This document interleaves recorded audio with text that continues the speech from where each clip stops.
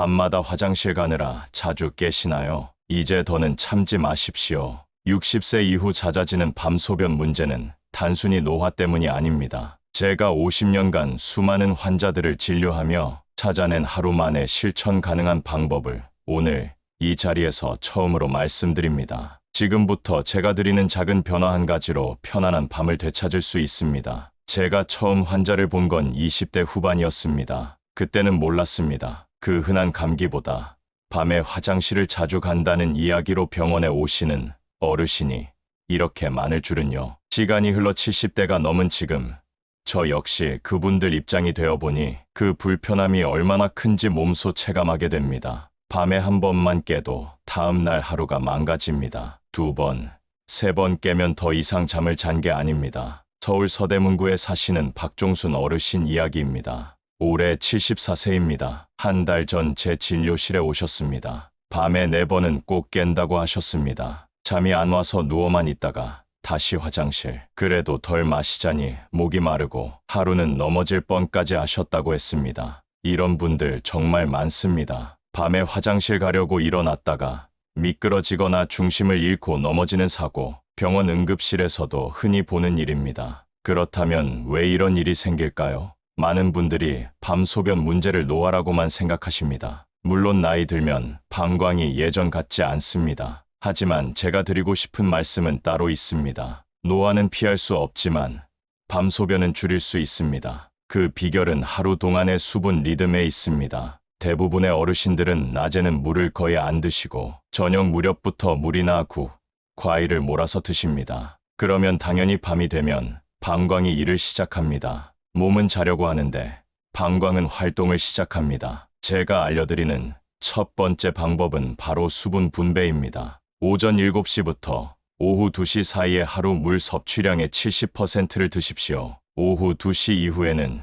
최대한 물을 줄이되 입이 마르지 않게만 유지하시면 됩니다. 처음엔 어렵지요. 하지만 박종순 어르신도 처음엔 반신반의하셨습니다. 그래도 딱 3일만 실천해 보시라고 했습니다. 그 결과는 놀라웠습니다. 밤마다 4번씩 깨던 분이 한 번도 안 깨는 날이 생긴 겁니다. 그 다음으로 중요한 건 저녁 식사입니다. 국이나 찌개를 되도록 줄이십시오. 간을 강하게 하지 않으면 입이 덜 마릅니다. 과일도 마찬가지입니다. 수박이나 참외처럼 수분이 많은 과일은 낮에 드시고 저녁에는 사과나 바나나처럼 수분이 적은 과일이 좋습니다. 그리고 5시 이후에는 카페인도 끊으셔야 합니다. 녹차도 홍차도 커피도 말입니다. 이것들이 방광을 자극해서 소변을 더 자주 보게 합니다. 영등포에 사시는 김정임 할머니는 올해 81세입니다. 이분은 평생 커피를 하루에 2잔씩 드셨습니다. 그런데 저녁에도 꼭 1잔 드셨답니다. 제가 카페인을 저녁 이후엔 피하라고 말씀드리니 처음엔 고개를 절레절레 흔드셨습니다.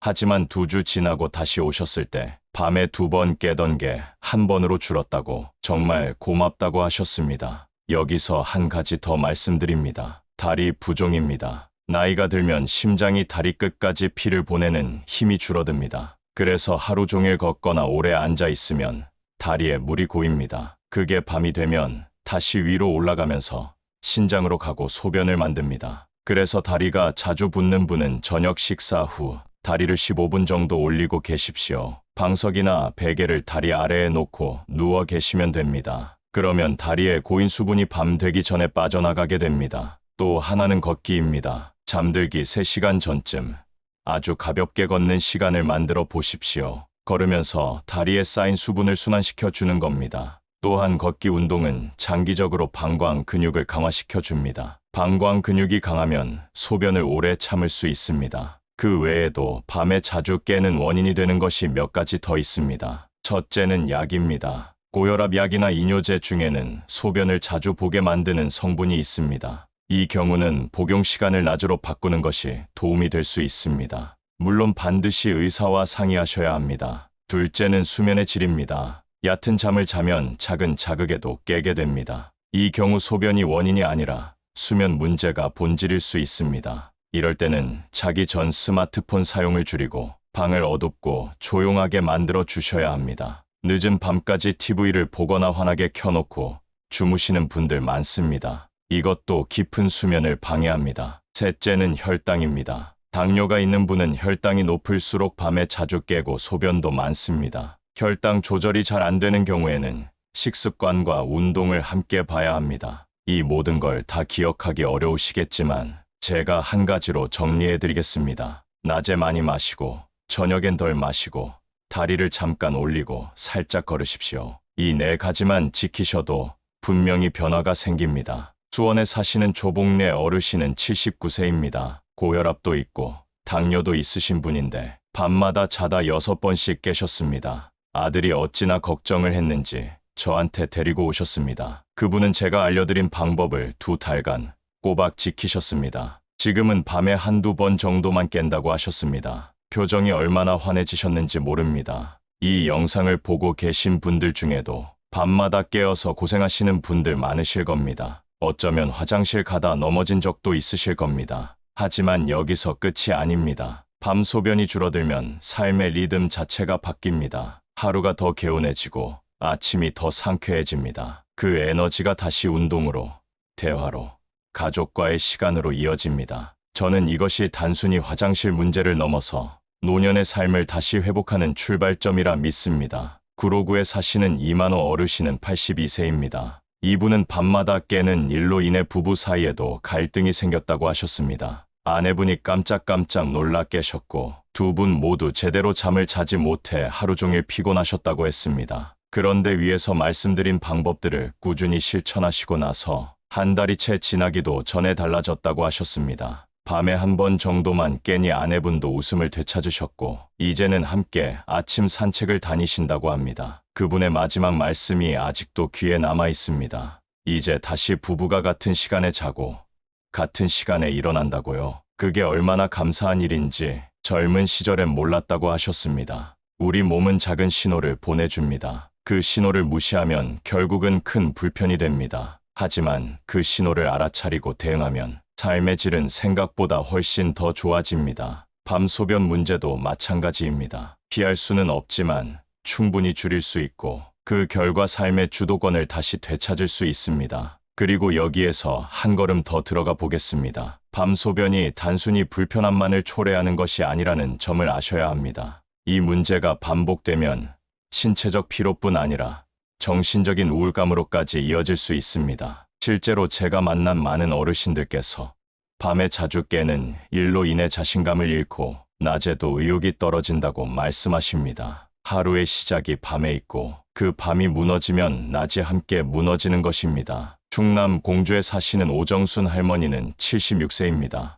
매일 새벽 3시면 깨어나셨고 다시 잠들지 못하고 아침까지 뒤척이기 일쑤였습니다. 그러다 보니 늘 피곤하고 사람들과의 만남도 줄어들고 말이 없어졌습니다. 그분은 저에게 조용히 이렇게 물으셨습니다. 이게 그냥 나이 든 거라서 그런 거죠. 이젠 별 수 없는 거죠. 그 말에 저는 잠시 말을 잇지 못했습니다. 그리고 조용히 말씀드렸습니다. 할머니, 그건 그냥 나이 때문이 아닙니다. 몸이 도와달라는 신호를 보내고 있는 겁니다. 그 후 오정순 할머니는 물 마시는 시간과 저녁 습관을 바꾸셨고 하루에 10분씩 천천히 걷기 시작하셨습니다. 2달이 지난 후 다시 뵈었을 때 할머니는 환하게 웃으며 말씀하셨습니다. 요즘은 새벽에 안 깨요. 얼마나 다행인지 몰라요. 무엇보다도 그분의 표정이 달라졌습니다. 자신감이 다시 생기고 이웃들과 나눔의 말도 늘어났습니다. 그 변화는 단순히 수면만의 문제가 아니었습니다. 삶을 다시 마주할 힘을 얻은 것이었습니다.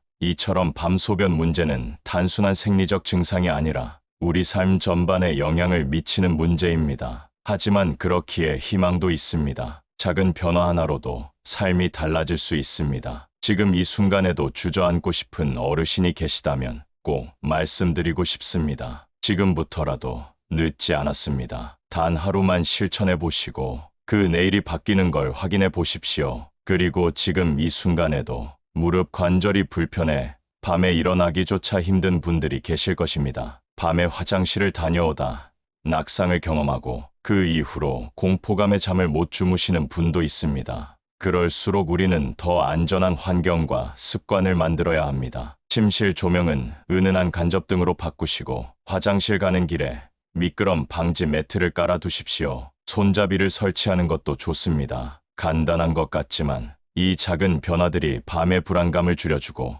더 깊은 잠을 돕습니다. 경기도 평택에 사시는 84세 김병선 어르신은 밤에 자다 깨어 화장실 가려다 미끄러지신 적이 있었습니다. 다행히 크게 다치진 않으셨지만 그날 이후로 매일 잠자리에 드는 것이 두려웠다고 하셨습니다. 제가 간단한 환경 조정을 권해드렸습니다. 발밑 센서 등 설치, 화장실 입구에 미끄럼 방지 매트, 침대 옆 손잡이, 그걸 하나씩 해나가시고 나서야 비로소 마음이 놓이신다고 말씀하셨습니다. 그분의 표현이 아직도 기억납니다. 이제는 화장실이 무섭지 않아요. 밤이 다시 평화로워졌습니다. 건강이란 단순히 병이 없다는 것이 아닙니다. 마음이 편하고 몸이 움직이고 삶이 흐는 것, 그 자체가 바로 건강입니다. 밤소변 하나로 삶의 질 전체가 바뀔 수 있다는 것을 우리는 경험으로 알고 있습니다. 그리고 더 중요한 건 이런 변화는 약이나 큰 수술이 아닌 생활의 작은 선택으로도 충분히 시작된다는 사실입니다. 저는 앞으로도 여러분께